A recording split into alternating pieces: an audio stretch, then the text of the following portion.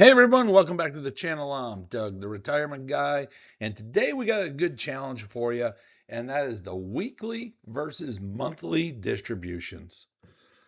From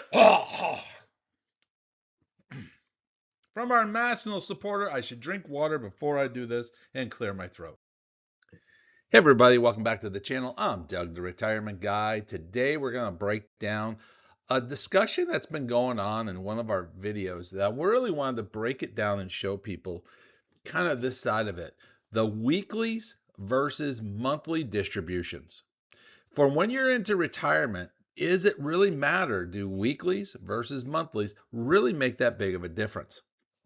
So what we're going to do here is we're going to take the Nasdaq 100 income battle. We're going to take the monthly, I call it the monthly king, the NEOS QQQI high income ETF, and we're going to put it up against the new Global X EDGQ. Now, I know that fund's fairly new, and it's been putting some decent numbers out there, and that was kind of the discussion going back and forth. Is NEOS better than the Global X fund, weekly versus monthly? So we're going to break down each fund, show you how they generate their money, how does it all work, and the real question is, does the distribution frequency change the total return game, and does it change for retirement? So guys, I just tell you right out, I got my new coffee mug there, the retirement made easy, living on dividends. If you don't know, I've been living 10 years now, living off of dividends, not even into Social Security yet, just been enjoying life for past 10 years, living off the money. So kind of help you give some information down the road. We're going to be getting these coffee mugs available. If you're interested, leave a comment down below. We'd love to get back with you as soon as we have our production up and running. Just something that's going to help the channel continue to keep doing what we're doing. Let's get into today's video. Well, right off the bat, I do this. Past performances does not guarantee future results. The information provided in this video is for educational and informational purposes only. If you are looking to do financial advice, always contact a financial advisor. As I am not a financial advisor, I am just someone who has been heavily into all of the retirements and working with the money. So we're going to meet the contenders. Now, I chose these, on one hand, I chose it for a reason, and then also some of our viewers chose it. So the first one is kind of simple. The NEOS QQQI, the NEOS Nasdaq 100 High Income ETF. The fund came out January of 2024. Distributions are paid out monthly, and they have the strategy that they physically own the tech equity, and they do out of the money call options on NDX index options.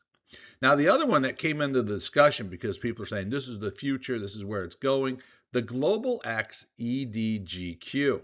Now, Global X Nasdaq 100 covered call ETF came out in February of 2026. So it does not have a full year onto it. I did a video when they first came out, and I pretty much told you we were going to hold off for probably 6 months before we buy anything. And we're getting closer to that point. We're really about 5 months into this one already. But because of the conversation and because we have a weekly versus a monthly, I felt it was time to do it and do it right. Distributions are out weekly, and the strategy is basically replicate the NASDAQ 100 exposure and actively manage the weekly call options. So using the same idea of the NASDAQ 100 and trying to deliver that reoccurring income from the NASDAQ 100 is the goal from both of the funds. So let's compare the strategies that these two funds have. Well, first off, QQQI holds the top tech giants. Okay, they hold, basically they're copying the Nasdaq 100. They're going to hold the Apples, the Nvidias, the Amazons, the Microsofts. They're holding those where they're actually buying the actual asset. They're then writing out of the money call options on NDX. So that buys that protective calls and spread strategy across. So the majority of their income is coming from these call options. Now they're getting growth from their holdings, but they're not selling those holdings. They're keeping them uncapped. So they're doing the NDX call options to generate. Now, both captures the premium income and a degree of market upside. So it's kind of giving you the idea of how they do this. It's a two-step form. Now, EDGQ, again, holds the underlying assets like QQQM. Okay, it dramatically sells call options on only a portion of its assets. And then it leaves the rest of the portfolio completely uncapped to capture market rallies. So we've seen this design before that's been out there, that they use a select portion to generate income depending on market conditions. So as the markets are having a bull rally, they're going to lay back. They're going to collect more of that upcap market rally versus income. And if the market gets in volatility, they're going to try to gain more income than the market valuation. So they're playing on both sides of the fence. When we take a look underneath the hood of this one, though, we look at NEOS is definitely, the 2-year advantage that's been out there makes a huge difference. They have $11.99 billion with an expense ratio of 0.68. They have over 221 million shares outstanding, and over the past 12 months have paid $7.60 in distributions for a 13.53% yield. Now, the big thing here is their pricing is $55 to $56 range with a high of 57. When we get over to EDGQ, now this one has $5.63 million in assets. So it's low. But remember, this thing only came out 5 months ago. So one thing we do have to make note of, we have to watch the assets. Is it going to continue to grow? Or because it's in that danger zone. It's really in that danger zone of, do we have enough liquidity? Do we have enough interest in the fund to get us out of the danger zone? We want to see that in that $100 million range as quickly as it possibly can. Expense ratio 0.53, 200,000 shares outstanding. Now again, it's paid $1.05 so far year to date for a 3.7% yield, but they do have it estimated out that they're getting right around about 12.79% yield. It does pay weekly, and the range has been between $28 and basically $28 and $28.30 daily range, with a high of $30, a low of 23. So you can see the value of this is about, realistically, a little bit less than half the difference between the price of the 2 points. And they'll come into a reason a little bit later on. So yields 13 to 12. We look at the charts year to date. This is an apple for apple comparison. Both funds year to date, both running through it. The only thing that EDGQ doesn't have is basically the first month of January. But you can see where they both had the April drop off. They both claim out of that fairly well. We see the little W here that we've had over the past couple weeks with the drop offs and the recovery, and then the drop off and recovery again. So when we look at it, you're looking at 4.23% growth of the mature fund, QQQI, versus an 11.8% growth in EDGQ. So first question I have to ask, is that strategy, or is that just a new fund slowly trying to grow and capture? And I really believe it's both, because of their strategy that they're only using a certain part. And we have had a major rally into the Nasdaq 100. So it makes for a big difference. So let's do a scale balancing of the fees. Now, all the prices that we show you, all the percentage we show you, already has these numbers already added into it. And the big difference I see between these two is that basically 0.15% difference between NEOS and Global X.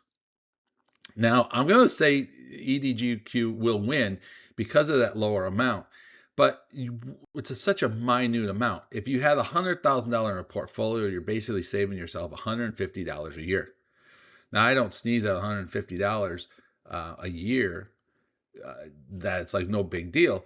But when you're dealing in this type of market, that one little 1.5% will tip the scale, but it doesn't always make it, saying 100% global X being done with it.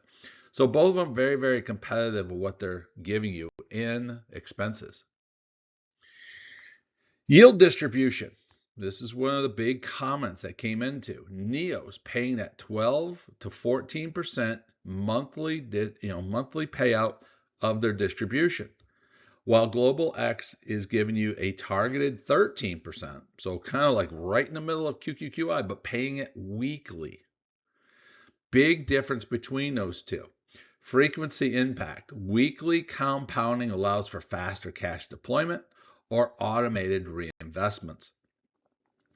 Now, this really comes back to, I'm going to call it right now, a personal issue. Do you want the money once a month? So you want that big check once a month, or do you want a bunch of little checks each and every week? If you're living off of payments like I do, sure, the weekly one is nice. It's like getting a paycheck every week. I like the QQIs because I get that one big giant check at the end of the month. It's like, wow, great. But cash flow, I can budget my cash flow to work monthly or I can work weekly.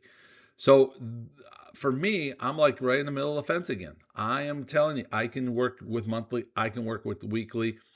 The 1% difference between the two, not that big of a difference to me. Will we see some difference in growth? Will we see that? There's something that has to push me over the edge to get Global X to say, yes, this is the better fund. But you can see, and I know you can take the money every week, reinvest it. Well, for me, I'm living off of it. So I'm not looking about reinvestment. If you're getting into retirement or you're pre-retirement, that's a huge factor. If you constantly just every week adding, can make a big difference in the portfolio. The dividend history, though, the monthly average. QQQI pays about 63 cents on average per month per share. Okay. Global X, on the other hand, on a weekly basis is averaging about 6.5 to almost 7 cents, somewhere right in that range, which gives you a 28-cent per month average. Now, if you remember back what I told you, your QQQI is about a $55 to $56 fund. Global X is about a $28 fund. So if I took that same $55 into NEOS, will get me 63 cents. If I take that same $55 into Global X, I'm going to be able to buy 2 shares. Okay, so I'm actually going to get 56 cents. So what got to me is these guys are almost identical to each other in the monthly payouts. Now, no one ever really looks at that side. They don't take that serious look and say, hey, I'm getting weekly. Every week I'm getting 7 cents a share. This is phenomenal, great. But when you take a look and do it on a monthly basis, making it level playing field, equal apple for apple, you find out that you can buy more shares of Global X than you can in NEOS because of the pricing, and your monthly payouts are almost virtually the same. That's why I said that 13% targeting to that 14%, that's where your difference really comes into. But you're buying twice as many shares, which you're hoping for more growth, more expansion of Global X, which means you're going to get a bigger fund down the road. Now, here's the big kicker. Here's that fence that I said something's got to push me on one side or the other. Growth of the funds. The NEOS has a 4.23% year-to-date growth. Okay? We know the Nasdaq 100 has been on a run. We have seen it doing a great job across the board. 4.23%, great, with a great income. But Global X, EDGQ, 11.8% growth in the same exact markets. Global X EDGQ has outperformed the NEOS QQQI year to date. So now we go back, take a step back. If I'm buying 2 to 1, if I'm buying 2 shares for every 1 share of NEOS, my fund is going to grow even quicker. Okay? So as you can say, I'm getting 11% on $28, and I'm actually getting 20, so you're going to buy 2 of them, so you're actually getting 11.8% on $46 versus 4% of $56. So the Global X is giving you bigger growth, and your fund is going to get bigger and bigger and bigger. It's just basic math that we're looking at. So the advantage to me is leaning more towards EDGQ. When we look at total returns, now remember, I'm not a yield chaser. I'm not just looking for growth. I'm a guy who's in retirement that needs income. But I want to take a look at the total return of the funds. And when I look at these year to date, so I'm trying to keep apples and apples compared, you're looking at 10.58% total return on NEOS, 16.36% off of Global X. That 6% difference between the two is leaning towards growth. You're right. It's all the growth side of it. It's that uncapped potential. It's using the portfolio in a different way, not using it all, leaving it uncapped to allow it to grow across the board. So again, Global X in this performance year to date is actually winning the game by hands down, easily 6 percentage points. So big difference when we get the total return numbers. So I'm going to break down that, just show you a little bit here in this chart and showing you the reality check of what's going on with their strategies. The full spread out of the money option structure offers a smoother trend through market swings and cushions the downward side effectively during the spring volatility. That's from NEOS. Okay. When we look at Global X, that partial overwrite, allowing more NAV breathing room during market rallies, experiences heavier capital fluctuation on down weeks than the QQQI. But I look at the chart, I look at this across the board. When it opened up in brown here, the EDGQ started off at the top. It's been above pretty much the zero line till we got to that mid-March, end of March, to the early April. And they've been following each other. EDGQ, the Global X, has been winning the battle almost from the day it came out in the marketplace. You see that NEOS dropped lower than what Global X did. And then after, it's recovered even better. So the strategy that they're using shows in the charts even better strategy. This is where we're seeing that 6% difference between the two. If you look at the changes before we get to the W at the end, you can see they're already up to almost a 20% total return, while NEOS was struggling to get to that 12 to 13% total return. So as the market changes, as we see possibly the geopolitical starts changing, and that we're seeing that maybe the war in Iran starts to settle down, these are going to rocket up again, and you're going to have a bigger return off of edge. This is what the total return numbers show us. This is what the chart shows us. So a better return from Global X already with only being 5 months old. Now we get into tax efficiencies.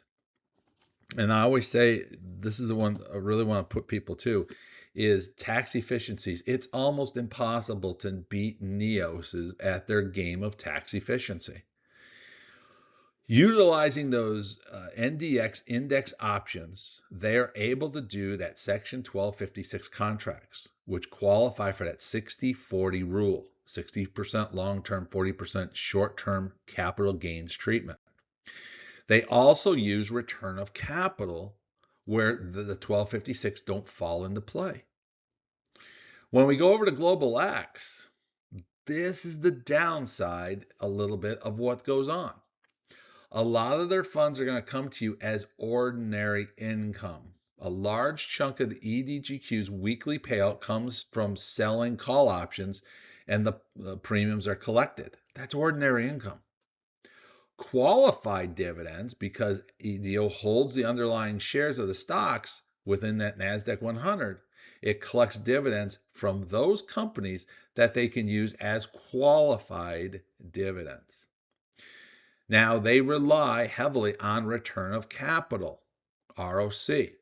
Now, that is a double-edged sword. We've seen this many, many times, especially when we're into weeklies.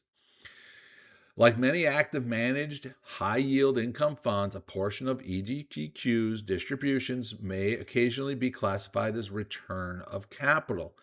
And I've done videos on this. We've talked a lot about this, but if you're new to this one, the return of capital is exactly how it sounds, but not exactly how you understand it.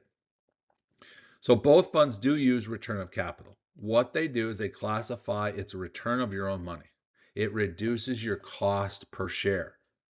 Okay, and it kicks your can down the road. Your tax can gets kicked down the road for efficiency, so that when you sell the funds, then you're going to be paying for it. You're probably going to be in a longer term category, so you're going to pay the lower taxes and the long-term capital gains. So two different ways of doing it. NEOS uses their little more creative package way. Global X just uses their normal return of capital. This one here, I put it down there at both funds as a tax efficiency strategy. They do it in different ways. I lean more towards NEOS in retirement side. It's more efficient for you. It's a better package. So I'm going to give this one to NEOS versus what Global X does. But again, it's not that swinging pendulum that takes us NEOS out, they're done, or Global X out and they're done. It's just a swinger, bring it back to, maybe a little advantage to NEOS and not depending on where you're at in retirement. So which fund is right for you? Well, first off, you choose NEOS QQQI. You have a preferred as a proven 2-year track record, the higher targeted yield at 12 to 14. You prioritize elite tax efficiency, which is what retirees, number one and number two, is the stacking of retirees. And you desire a smoother NAV trend via a full spread option protected structure. So you don't see the volatility as much in the NEOS package. The Global X, if your lifestyle demands weekly income checks for immediate cash and you need that cash flow, you prioritize the lower fees for long-term compounding, and you hold this in a tax advantage account,